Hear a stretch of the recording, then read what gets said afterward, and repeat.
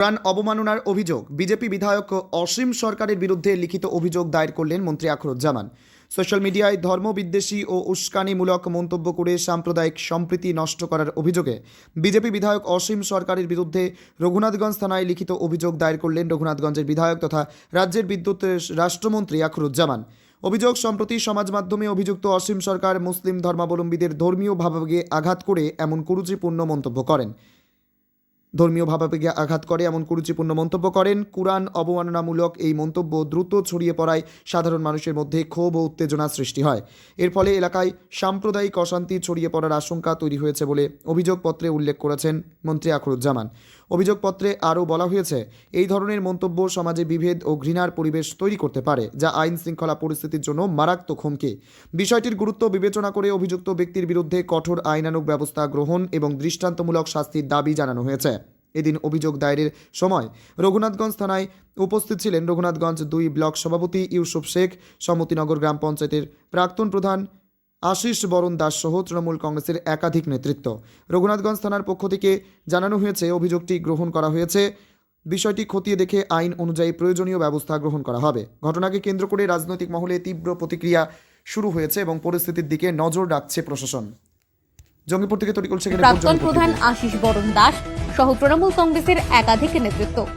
রঘুনাথগঞ্জ থানার পক্ষ থেকে জানানো হয়েছে, অভিযোগটি গ্রহণ করা হয়েছে। বিষয়টি খতিয়ে দেখে আইন অনুযায়ী প্রয়োজনীয় ব্যবস্থা গ্রহণ করা হবে। ঘটনাকে কেন্দ্র করে রাজনৈতিক মহলে তীব্র প্রতিক্রিয়া শুরু হয়েছে এবং পরিস্থিতির দিকে নজর রাখছে প্রশাসন। মূলত আজকে আমি রঘুনাথগঞ্জ থানায় এসেছি সশরীরে। কারণটা হচ্ছে বিজেপির বিধায়ক অসীম সরকার যেভাবে আমাদের পবিত্র ধর্মগ্রন্থ কোরআন শরীফকে নিয়ে কুরুচিকর অশ্লীল মন্তব্য করেছেন, এটা মুসলিম ধর্মে ভাবাবেগে আঘাত এনেছে এবং এটা একটা সাম্প্রদায়িক উস্কানিমূলক বক্তব্য বলে আমি মনে করি। সারা জাহানের মুসলিম সমাজ তাদের প্রাণপ্রিয় কোরআন শরীফ সম্বন্ধে যদি কেউ কুরুচিকর মন্তব্য করেন, অশ্লীল মন্তব্য করেন এবং অশোভনীয় ভাষা ব্যবহার করেন, মুসলিম সমাজ ঘরে বসে থাকে না, যে যে ভাষায় পারে তার প্রতিবাদ করে। আমাদের এই সাম্প্রদায়িক সম্প্রীতিকে নষ্ট করার লক্ষ্যে বিজেপির বিধায়ক যে উস্কানিমূলক বক্তব্য রেখেছেন, তাকে অবিলম্বে আইনের শাসনে এনে তার উপযুক্ত সাজার ব্যবস্থা করতে হবে এবং আমি এই কারণে আজকে থানায় লিখিতভাবে বিজেপির বিধায়ক অসীম সরকারের বিরুদ্ধে আমি এফআইআর দায়ের করলাম।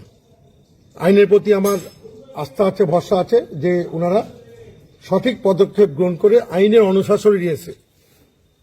আমাদের এই ধর্মনিরপেক্ষ দেশে যেভাবে ধর্মীয় ভাবাবেগে আঘাত এনে সাম্প্রদায়িক দাঙ্গা বাঁধানোর প্রচেষ্টা করছে, অবিলম্বে এটাকে রুখতে হবে।